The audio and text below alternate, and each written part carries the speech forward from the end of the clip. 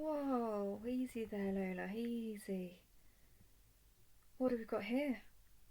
Looks like someone, out of sorts. Certainly a strange place to fall asleep on the side of the road, middle of nowhere. What do you say, Lola? Should we leave them? Such a cruel soul you have. Don't think I could live with myself if I just left them there in this hot sun. I know you could, but look at them. They don't even have a hat.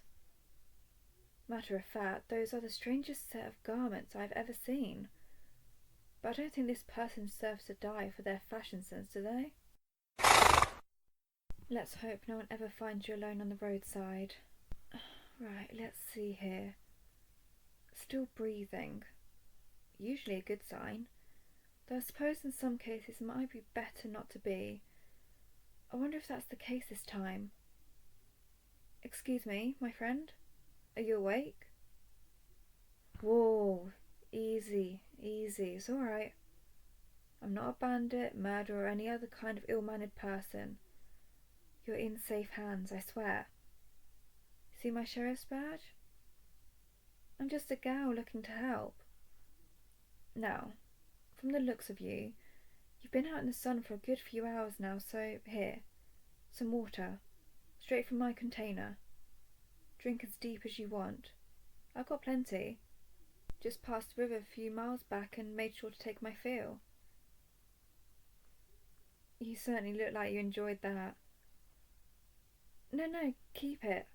Like I said, I have more than one container. Gotta keep old Lola here well looked after all. Oh, no thanks are necessary, my friend. I'm just doing what anyone would do in my situation.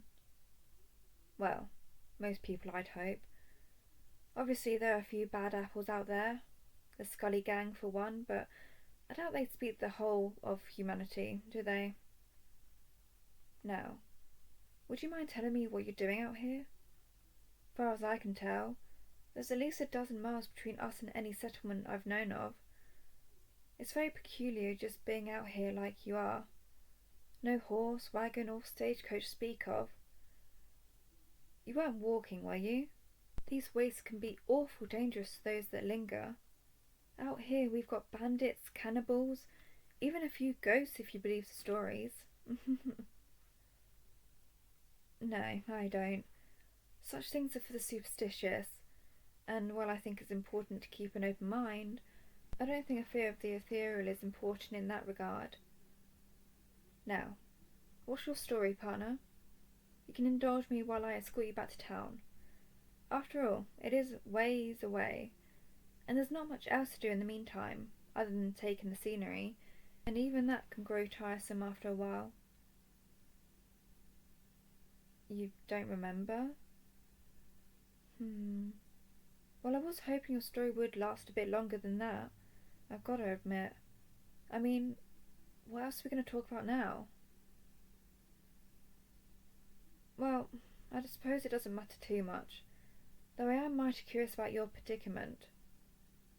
Here, take my jacket. It'll cover you from the sun. Don't worry about me, I've still got my hat. Now climb aboard. That is if Lola lets you. What? Never climbed on a horse before? I'll help you up. Just place a foot in the stirrups, then toss your leg over the saddle. There you are. You comfy? Alright then, friend. Off we go. I know sitting on the saddle can be a bit uncomfortable at first, especially in certain regions, but you do get used to it after a time. You should feel it when we need to get somewhere quickly. That's when it gets really uncomfortable. I suppose you mind me talking about myself to pass the time? Not like you've got much of a choice really, unless you want to start walking. I've been travelling alone in the wilderness for a few days now. Or nobody but Lola for company.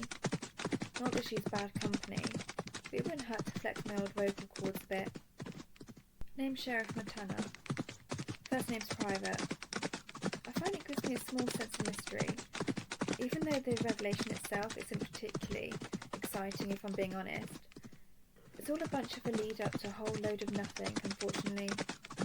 Though I suppose the stakes behind it aren't the largest in the world. Yes, I am a sheriff. Sheriff of the town of me and I. Oh, you haven't heard of it? I can't say I'm surprised. It's a very little town, always moving. You're in it currently. Only has 2 permanent residents, those being me and my deputy Lola here. Yes, I am well aware we're not actually a town. Thank you for enlightening us. I just find it adds a nice sense of community between me and my friend here. Plus, I do have a sheriff's badge, so hey, maybe I'll lock you up for disagreeing with me, I am actually a sheriff, yes. No fake badge here. There's nowhere in particular, technically. Me and my deputy, we just roam around usually, dealing out justice whenever we can find it, helping those in need. We find quite a lot of folks like that nowadays. There's always something to be doing, someone needing help, and I suppose we're the ones to do it. You'll never find a stronger team than me and Lola. Yes, I did say that, didn't I? Yes, we've been on the path for a few days now, travelling between states. Reason? No real one. Just following the wind, going where it takes me. Like I said, I'm a sheriff without a home, and I wouldn't mind getting a bit more purpose, honestly. You're it, currently. At least temporary. Gotta make sure you get back to health. There's far too much death in the world nowadays. Might be nice to tell the Reaper to buzz off for a change. Have you still got enough water, by the way? Again, feel free to drink as much as you like. I'd hate for you to drop dead from dehydration. Well, if you're sure, I'll press no further. Wouldn't want to get on your nerves. I do have to ask though, friend. Those clothes you're wearing, where are they from? Where are you from, in fact? I mean, no offence, it's just I've never seen their kind before, and they do stand out something fierce. I reckon the people in Bleach will be casting a weird eye at you as soon as we enter. In fact, after we've gotten you fed and bathed, it might be an idea to go buy some new ones if you're looking to lie low. Not sure what you'd need to be lying low for, mind you, but just in case, your story of amnesia isn't the whole truth.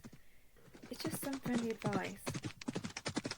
Not that I'm saying you're a liar, heaven forbid, just that I've been doing this for a while now, and I can tell when someone might not be telling the whole truth. Now, like I said before, friend, it's going to be a few hours till we reach Bleach. That's the closest town in our area. I'll wake you up when we get there. But if you want, feel free to take a nap. Get some shut-eye.